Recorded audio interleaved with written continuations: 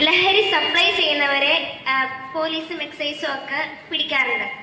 പക്ഷെ എന്തുകൊണ്ടാണ് ലഹരി ഉണ്ടാക്കുന്നവരെ അറസ്റ്റ് ചെയ്യുകയോ പിടിക്കുകയോ ഒന്നും ചെയ്യാത്തത്? വളരെ നല്ലൊരു ചോദ്യമാണ് മോൾ ചോദിച്ചത്. പേരെന്താണ്? നല്ല ചോദ്യം. ഈ ലഹരി ആദ്യം തന്നെ നമ്മൾ മനസ്സിലാക്കേണ്ട ഒരു കാര്യമുണ്ട്. ഒന്ന് രണ്ട് സ്ഥലങ്ങളിൽ ഞാനത് പറഞ്ഞിരുന്നു. ലഹരിക്ക് അല്ലെങ്കിൽ നിങ്ങൾ പറയുന്ന വേറൊരു പേരുണ്ട്. എന്ത് മരുന്നെന്നാ പറയുക? പറയുമോ? നിങ്ങളൊരു മരുന്നെന്നാ പറയുക. എന്ത് മരുന്നെന്നാ പറയുക? മയക്ക് മരുന്ന്. ഇപ്പോൾ ഡോക്ടറുണ്ട്, ഡോക്ടർ മനസ്സിലാവും തോന്നുന്നത്. അതിനകത്ത് തന്നെ ഒരു കാര്യം ഉൾക്കൊണ്ടിട്ടുണ്ട്. എന്താണ്? അതൊരു മരുന്നാണ്. ശരിയല്ലേ? ഡോക്ടർ എഴുതുന്ന ഒരു സാധനം ഉണ്ടല്ലേ, ചില രോഗികൾക്ക് ഈ മരുന്ന് എഴുതി കൊടുക്കാറില്ലേ? അപ്പൊ ഈ സാധനം തന്നെ നിയമാനുസൃതം നിർമ്മിക്കപ്പെടേണ്ട സാധനങ്ങളും ഉണ്ട്, നിർമ്മിക്കപ്പെടാത്തവയും ഉണ്ട്. അപ്പം മരുന്ന് എന്ന് പറയുന്നതിൻ്റെ അകത്ത് തന്നെ ഒരു മയക്കൂടെ വന്നു. അത് ചില രോഗികൾക്ക് കൊടുത്തില്ല. അത് ഡോക്ടർ പറഞ്ഞു തരും എങ്ങനെയുള്ള രോഗികൾക്കാണ് കൊടുക്കാറുള്ളത്. അപ്പോൾ നിയമാനുസൃതമായിട്ട് ഉണ്ടാക്കുന്ന സാധനം അനധികൃതമായിട്ട് ഉപയോഗിക്കുമ്പോഴാണ് പ്രശ്നമാകുന്നത്. ഇപ്പോൾ ടൊബാക്കോ, സിഗരറ്റ് എന്ന് പറയുന്നത് കോമൺ ആയിട്ട് ഉപയോഗിക്കുന്നുണ്ടല്ലേ? നിയമം കൊണ്ടത് നിരോധിച്ചിട്ടില്ല. സ്കൂളിൻ്റെ പരിസരത്ത് 100 മീറ്റർ ചുറ്റളവിൽ വിൽക്കരുതെന്ന് മാത്രമേ ഉള്ളൂ.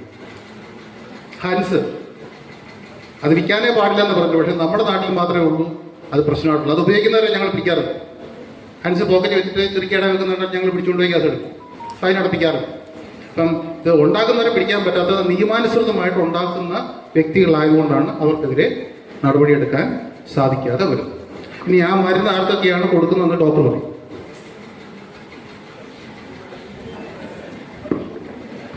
നമ്മോട് ചോദിച്ച ചോദ്യം വളരെ കാലികമായ പ്രസക്തിയുള്ള ചോദ്യമാണ്. ഇപ്പം സാറ് പറഞ്ഞതല്ലേ, നമ്മൾ നിയമാനുസൃതം കൊടുക്കുന്ന കുറച്ച് മരുന്നുകളുണ്ട്.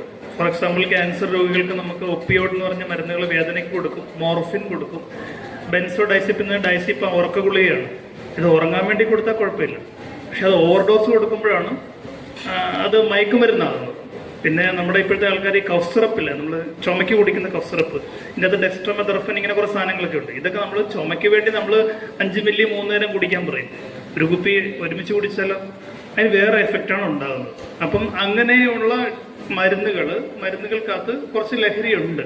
പക്ഷെ ഇതല്ലാത്ത MDMA പോലുള്ള സാധനങ്ങൾ ഉണ്ടാക്കുന്ന അതൊരിക്കലും നമ്മൾ കൊടുക്കുന്നില്ല, രോഗികൾക്ക് കൊടുക്കുന്നില്ല. തീവ്രമായ സാധനങ്ങൾ, അതുപോലെ തന്നെ കഞ്ചാവ്, ഇത് കൊടുക്കുന്നില്ല. അപ്പം ഒരു പരിധിവരെ കുറച്ച് സാധനങ്ങൾ ഹെൽത്തി നമ്മൾ ആരോഗ്യ മേഖലയിൽ അതുപോലെ മേഖലയിൽ ട്രീറ്റ്മെൻറ്റായിട്ട് യൂസ് ചെയ്യുന്നുണ്ട്. അത് പക്ഷേ വളരെ കുറവ് പെർസെൻറ്റേജേ ഉള്ളൂ. ബട്ട് ഈ സ്പ്രെഡ് ചെയ്യുന്ന ലഹരി എന്ന് പറയുന്നത് യഥാർത്ഥത്തിൽ അത് വേറെ എവിടെയൊക്കെ അതുണ്ടാക്കുന്നുണ്ട്. അത് മോള് ചോദിച്ച ചോദ്യം കറക്റ്റാണ്. പക്ഷെ അത് പിടിക്കാൻ നമുക്കിപ്പോഴും സാധിക്കുന്നില്ല. കാരണം നമ്മുടെ ഇന്നബിലിറ്റി അത് തന്നെയാണ്. അത് എന്തുകൊണ്ടാണെന്നുള്ളത് അത് വളരെ വലിയൊരു ചർച്ച നടക്കേണ്ടതും ഒരു ഗവൺമെന്റ് മൊത്തമായിട്ട്, ഒരു രാജ്യം മൊത്തമായിട്ട് ഡിസിഷൻ എടുക്കേണ്ട കാര്യമാണ്. So we R helpless. നമുക്ക് ചെയ്യാൻ പറ്റുന്ന, പോലീസിന് ചെയ്യാൻ പറ്റുന്നത്, ഇപ്പം ഞങ്ങൾ ഹെൽത്ത് ഡിപ്പാർട്ട്മെന്റിൽ പ്രിസ്ക്രിപ്ഷൻ, ഡോക്ടറുടെ പ്രിസ്ക്രിപ്ഷൻ ഇല്ലാതെ ഉറക്ക ഗുളിക കൊടുക്കില്ല. ഈവൻ വയറുവേദനയ്ക്കുള്ള ഗുളിക പോലും ഡോക്ടറുടെ പ്രിസ്ക്രിപ്ഷൻ ഇല്ലാതെ മെഡിക്കൽ ഷോപ്പിൽ നിന്ന് കൊടുക്കത്തില്ല. അപ്പം അങ്ങനെ നിയമങ്ങളാക്കിയിരിക്കുകയാണ്. മെഡിക്കൽ ഷോപ്പുകാർക്ക് കൃത്യമായ നിർദ്ദേശങ്ങൾ കൊടുത്തിട്ടുണ്ട്. ഇവർ പോയി ഇടയ്ക്ക് ഇൻസ്പെക്ട് ചെയ്യുന്നുണ്ട്, ഡ്രഗ് ഇൻസ്പെക്ടർമാർ ഇൻസ്പെക്ട് ചെയ്യുന്നുണ്ട്, അങ്ങനെയുള്ള കാര്യങ്ങൾ ചെയ്യുന്നുണ്ട്. പക്ഷേ വലിയ ലാർജ് സ്കെയിലിൽ ഉണ്ടാക്കുന്നവരെ എതിരെ നമുക്ക് നിലവിലുള്ള സംവിധാനങ്ങൾ ഞങ്ങൾക്ക് ഹെൽത്ത് ഡിപ്പാർട്ട്മെന്റ് ഒന്നും ചെയ്യാൻ പറ്റുന്നില്ല. ഇവരുടെ കാര്യവും എന്താണെന്നുള്ള ഗവൺമെന്റ് തലത്തിൽ തീരുമാനം എടുക്കേണ്ടതാണ്. ഇത് ഈ പറഞ്ഞതിനകത്ത് കഴിഞ്ഞ ഒരു മാസം മുമ്പാണ് നമ്മുടെ കേരള പോലീസ് ഇവിടുന്ന് പോയിട്ട് ബാംഗ്ലൂരിൽ പോയി, കർണാടകയിൽ പോയി MDMA ഉണ്ടാക്കുന്ന ഒരു ഫാക്ടറി റൈഡ് ചെയ്ത് കോടികളുടെ കാര്യം ചെയ്താണ്. അതിന് ഒരു കാര്യം വേണമെന്നുണ്ടെങ്കിൽ നിങ്ങൾ വിചാരിക്കണം, ഈ എൻഫോഴ്സ്മെൻറ്റോ അല്ലെങ്കിൽ പോലീസോ വിചാരിച്ചാൽ ഇത് നടക്കില്ല. കാരണം എന്താണ് പറയാമോ? നിങ്ങളെ ഏൽപ്പിക്കാൻ കാര്യം എന്താണ്? നിങ്ങളെ ഏൽപ്പിക്കാൻ കാര്യം ഏറ്റവും കൂടുതലായിട്ട് സമൂഹത്തിൽ സ്പ്രെഡായിട്ട് നടക്കുന്നത് മക്കളാണ്. അതായത് ശരിക്കും പറഞ്ഞാൽ ബോഡിയിലെ വെയിൻസ് ആൻഡ് ബ്ലഡ് ആണ് നിങ്ങൾ.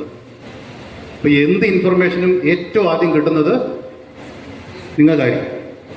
ശരിയല്ലേ? ഇപ്പം പള്ളിക്കത്തോട് ഒരു പോലീസുണ്ട്, അല്ലെങ്കിൽ പാമ്പാടിയിൽ ഒരു എക്സൈസ് വിഭാഗമുണ്ട്. അവിടെ 20 പേര് അല്ലെങ്കിൽ 30 പേരെ കാണുള്ളൂ. ആ റേഞ്ചിൽ മുഴുവൻ ഇവർക്ക് പറന്ന് നടക്കാൻ പറ്റുമോ? പറ്റില്ല. പക്ഷെ നിങ്ങളായിട്ടും നിങ്ങളുടെ കൂട്ടുകാരായിട്ടും ഒരുപാട് പേര് എപ്പോഴും സൊസൈറ്റിയിൽ ഉണ്ടാവും. എവിടെ എന്ത് കാര്യം നടന്നാലും നിങ്ങൾ അറിയും. ആ സാധനം കൃത്യമായിട്ട് ഇൻഫർമേഷൻ പാസ് ചെയ്ത് തന്നാൽ നമ്മൾ പറഞ്ഞ കാര്യങ്ങൾ കുറച്ചുകൂടെ കൂടുതലായിട്ട് ഇംപ്ലിമെൻറ്റ് ചെയ്യാൻ പറ്റുമെന്ന് തോന്നുന്നു. മോളി ചോദിച്ചൊരു നല്ല ചോദ്യം തന്നെയാണ്. നമുക്കൊക്കെ സാധാരണ സംശയം തോന്നുന്നതാണ് ഈ ഇത്രയും വലിയ ഉൽപ്പാദിപ്പിക്കുന്ന ആൾക്കാരെ പിടിക്കുന്നില്ല. പക്ഷെ നമ്മൾ പിടിക്കുന്നുണ്ട്. ഇപ്പം കേരളത്തിൽ തന്നെ സാറ് പറഞ്ഞ പോലെ ബാംഗ്ലൂർ തലത്തിലൊക്കെ കേരളം വിട്ടു പോയിട്ട് പിടിക്കുന്നുണ്ട്, രാജ്യാന്തര തലത്തിലൊക്കെ പിടിക്കുന്നുണ്ട്. കഴിഞ്ഞ ദിവസം തന്നെ ന്യൂസ് കണ്ടില്ലേ, നമ്മളെ കപ്പലിൽ വന്ന് പിടിച്ചത്, ഇതൊക്കെ ന്യൂസ് കിട്ടു. പക്ഷെ നമ്മുടെ ഈ NDPS ഇപ്പം നമ്മുടെ ഈ കഞ്ചാവിനൊക്കെ എന്ന് വെച്ചാൽ നാഷണൽ NDPS ആക്റ്റാണ് നമ്മൾ ഇത് ചെയ്യുന്നത്. നിയമത്തിന് കുറേ അപര്യാപ്തതകളും ഉണ്ട്, ഇല്ലെന്ന് പറയാൻ പറ്റത്തില്ല. കാരണം ഇപ്പോൾ കഞ്ചാവ് പലരും ചോദിക്കാറുണ്ട് ഞങ്ങളൊക്കെ തന്നെ, നിങ്ങൾ കഞ്ചാവ് പിടിച്ച ആളിനെ പെട്ടെന്ന് തന്നെ വിട്ടല്ലോ എന്നൊക്കെ ചോദിക്കും. നമുക്ക് ഈ ഓരോ സാധനത്തിനും ഓരോ പണം. ഇപ്പോൾ കഞ്ചാവ് 1 കിലോ വരെ കൈവശം വെക്കാവുന്ന ആൾക്ക് നമുക്ക് ശേഷം ജാമ്യം കൊടുക്കാൻ പറ്റുന്ന കേസാണ്. നിങ്ങൾ പബ്ലിക് ചോദിക്കും, അവനെ പിടിച്ചുകൊണ്ട് വന്ന് പെട്ടെന്ന് തന്നെ നിങ്ങൾ അവൻ്റെ ഇത് കാശ് മേടിച്ച് വിട്ടില്ലെന്നാണ് പബ്ലിക്കിന് മുമ്പിൽ ഒരു ചോദ്യം വരുന്നത്. പക്ഷേ ഇപ്പോഴത്തെ നിയമം അനുസരിച്ച് പണ്ട് കുറച്ച് ഒരു 10 വർഷം മുമ്പൊക്കെ ആണെങ്കിൽ കോടതിയെ ജാമ്യം കൊടുക്കത്തില്ലായിരുന്നു. പക്ഷേ ഇപ്പം നമുക്ക് ഓഫീസിൽ കൊണ്ടുവന്നു കഴിഞ്ഞാൽ നമ്മളെക്കാട്ട് നന്നായിട്ട് ഈ പ്രതികൾക്ക് ഇതിൻ്റെ നിയമങ്ങൾ അറിയാം. ഇപ്പം വലിയ വലിയ കേസുകൾ എടുക്കുന്ന കൂട്ടത്തിൽ അവരാണ് ശരിക്കും പറഞ്ഞാൽ വീണ്ടും ഇത് തെറ്റുകൾ ആവർത്തിക്കുക. വളരെ ചുരുക്കം ചിലർ മാത്രമേ ബൾക്ക് ക്വാണ്ടിറ്റി കൊണ്ടുവന്ന് അവർക്കറിയാം ഇതിൻ്റെ ഈ സൂക്ഷിക്കേണ്ട ഒരു പരിമിതി അറിയാൻ പറ്റും. അത് വെച്ചുകൊണ്ട് അവരത് ജാമ്യം നൽകാവുന്ന രീതിയിലേക്ക് ചെയ്തുകൊണ്ട് അടുത്ത കേസിലേക്ക് വീണ്ടും ആവർത്തിക്കപ്പെട്ടുകൊണ്ടിരിക്കുക. പോലീസിനൊക്കെ ആണെങ്കിൽ തന്നെ ഇപ്പം കാപ്പ ആക്ടൊക്കെ പ്രകാരം ചുമത്തിക്കൊണ്ടിരിക്കുന്ന അവരെ നമ്മൾ വീണ്ടും വീണ്ടും ശ്രദ്ധിച്ചുകൊണ്ടിരിക്കുകയാണ് കേസുകൾക്ക്. പക്ഷേ ഒരു പരിധി വരെ നമുക്ക് ഈ സാർ പറഞ്ഞതിനോട് ഇപ്പം ഞങ്ങളുടെ പാമ്പാടി സ്റ്റേഷൻ എന്ന് പറഞ്ഞ റേഞ്ച് ഓഫീസ് എന്ന് പറഞ്ഞാൽ തന്നെ നമ്മൾ 8 പഞ്ചായത്തിന് പരിധി വരുന്ന ഒരു ഓഫീസ് മാത്രമേ ഉള്ളൂ. പരിമിതമായ ആൾക്കാർ വെച്ചുകൊണ്ട് നമ്മൾ മാക്സിമം കേസുകൾ കണ്ടെടുക്കാൻ ശ്രമിക്കുന്നു. പക്ഷേ ഈ വലിയ വലിയ കേസുകൾ എടുക്കാൻ ഒത്തിരി സാങ്കേതികമായ ബുദ്ധിമുട്ടും കാര്യങ്ങളൊക്കെ ഉണ്ട്. വലിയ കേസുകൾ കിട്ടുന്നുണ്ട്, കിട്ടുന്നില്ല എന്നുള്ള അവൻ ശിക്ഷിക്കപ്പെടുന്നതും വളരെ കുറച്ച് ആൾക്കാരാണ്. ഇതൊക്കെയാണ് ഇതിൻ്റെ യാഥാർത്ഥ്യം. അതിനകത്ത് നമ്മുടെ ഉണ്ടാകുന്ന വിട്ടുവീഴ്ചകളും ഈ മോള് നല്ലൊരു ചോദ്യം തന്നെ ചോദിച്ചത്. അത് നമുക്ക് എല്ലാവർക്കും ഉണ്ടാകുന്ന ഒരു സംശയം തന്നെയാണ്.